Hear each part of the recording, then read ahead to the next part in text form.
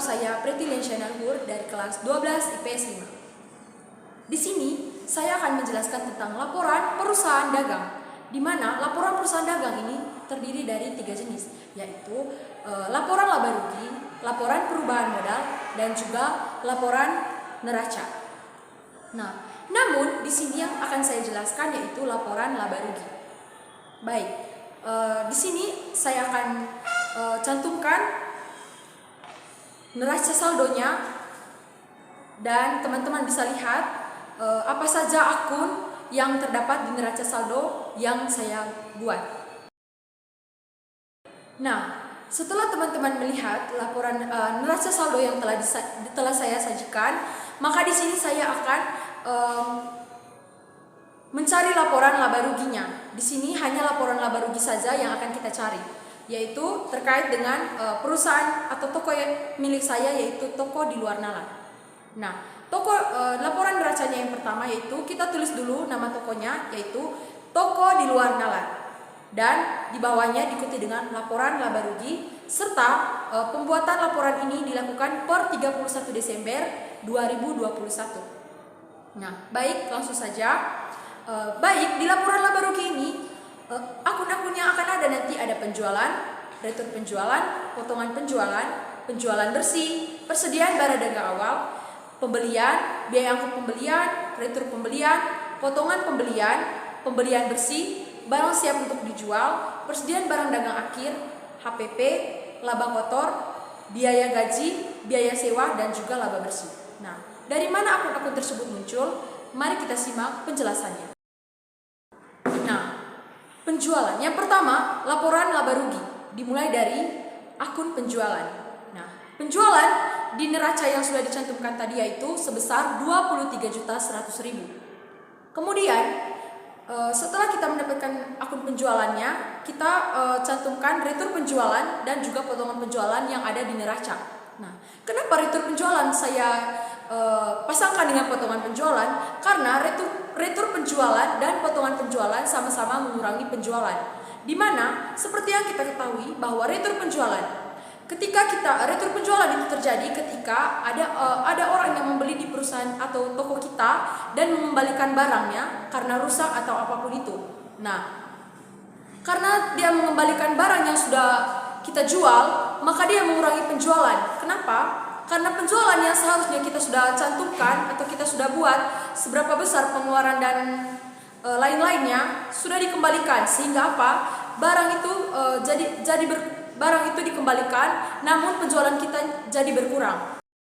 Baik teman-teman, kenapa potongan penjualan itu mengurangi penjualan? Karena barang yang sudah kita hitung tadi tidak sesuai sudah dengan apa yang kita buat, sesuatu yang kita buat, di mana penjualan itu tadi sudah berkurang karena kita memberikan diskon kepada orang lain, sehingga tidak sesuai dengan rencana penjualan kita. Kemudian, karena di sini sudah ada penjualan, retur penjualan, dan juga potongan penjualan. Retur penjualan dan potongan penjualannya kita jumlahkan karena keduanya itu sama-sama mengurangi penjualan. Lalu hasilnya dikurangi dengan penjualan.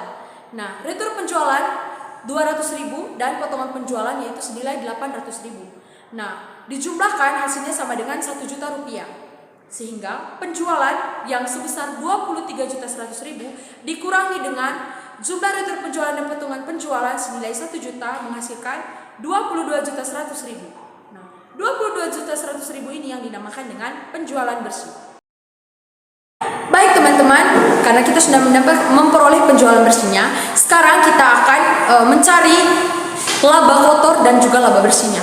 Nah, caranya bagaimana? Yang pertama, kita cantumkan persediaan barang dagang awal untuk memulai pencarian laba kotor dan juga laba bersihnya. Nah, persediaan barang dagang awal itu merupakan persediaan ketika kita ingin memulai suatu usaha, sehingga dibutuhkan barang-barang yang akan kita butuhkan, itu yang dinamakan dengan persediaan barang dagang awal. Nah, kemudian karena di neraca tadi jumlah persediaan barang awal itu sama dengan 4 juta. Nah, kemudian di dalam neraca saldo tadi ada pembelian dan biaya angkut pembelian. Pembelian senilai 3 juta rupiah dan biaya angkut pembelian senilai 400.000. Nah, kita jumlahkan. Kenapa? Karena ketika pembelian itu sama dengan kita membeli barang. Nah, ketika kita membeli barang pasti kita membutuhkan jasa angkut. Nah, jasa angkut pembelian itulah kita gabungkan dengan pembelian karena kedua-duanya itu saling berkaitan. Nah, 3 juta rupiah ditambah dengan 400.000 sama dengan 3.400.000. Nah, kemudian di dalam neraca ada yang namanya retur pembelian. Nah, retur pembelian terdapat juga dengan potongan pembelian. Nah, retur pembelian senilai 100.000, sedangkan potongan pembelian senilai 300.000. Baik teman-teman. Nah, kemudian di sini ada yang namanya akun retur pembelian dan juga potongan pembelian. Ini masih berkaitan dengan akun pembelian tadi. Nah, retur pembelian, kenapa dia mengurangi dia mengurangi pembelian dan juga potongan pembelian juga mengurangi pembelian.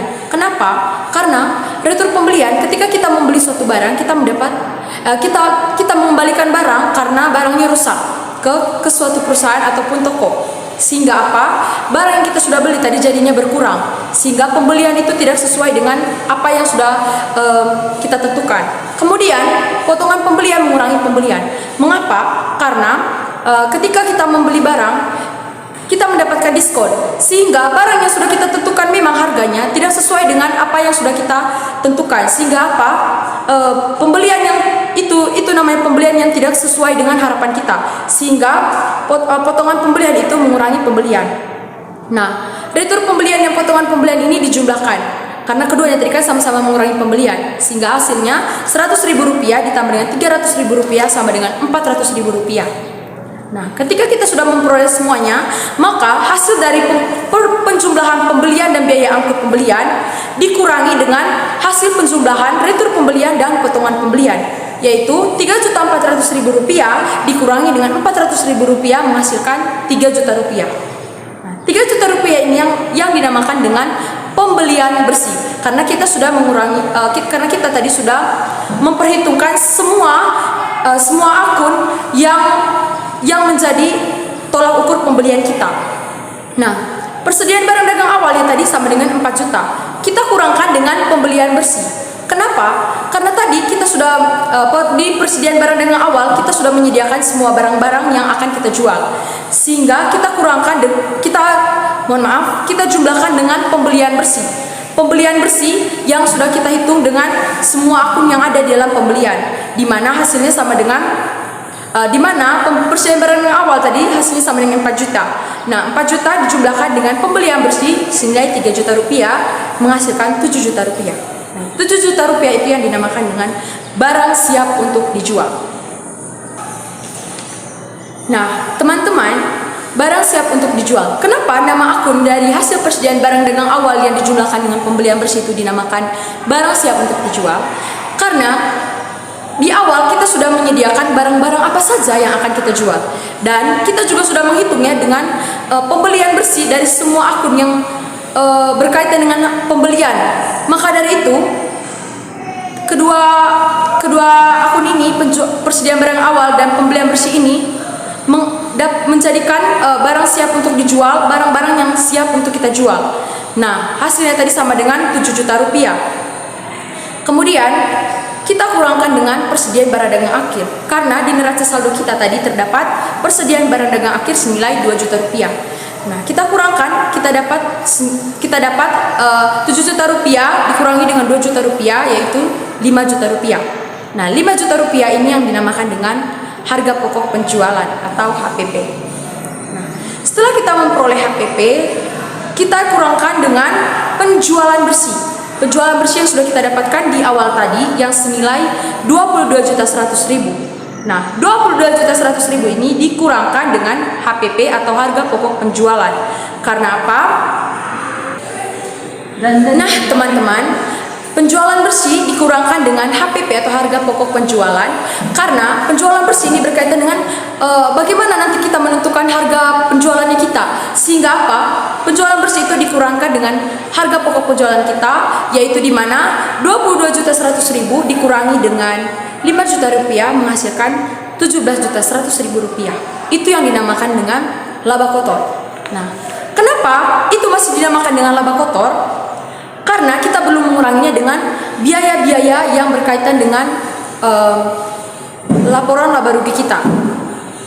Nah, Untuk sementara laba kotornya 17.100.000. Kita sekarang mencari laba bersihnya dengan mengurangi laba kotor dengan biaya-biaya yang ada di neraca saldo. Nah, biaya-biaya yang ada di neraca saldo yaitu biaya gaji dan biaya sewa. Biaya gaji senilai 800.000 dan biaya sewa senilai 1.200.000 rupiah.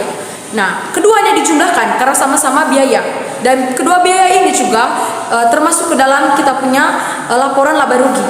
Nah, 800.000 ditambah dengan 1.200.000 menghasilkan 2 juta rupiah. Nah, 2 juta rupiah ini dari hasil penjumlahan kedua biaya kita kurangkan dengan laba kotor, di mana laba kotor nilainya senilai 17.100.000 rupiah. Nah, 17.100.000 rupiah dikurangi dengan 2 juta sama dengan 15.100.000 rupiah. Nah, itu yang dinamakan dengan laba bersihnya. Baik teman-teman, karena kita sudah memperoleh laba bersih senilai 15.100.000 rupiah, itulah yang dinamakan dengan laporan laba rugi.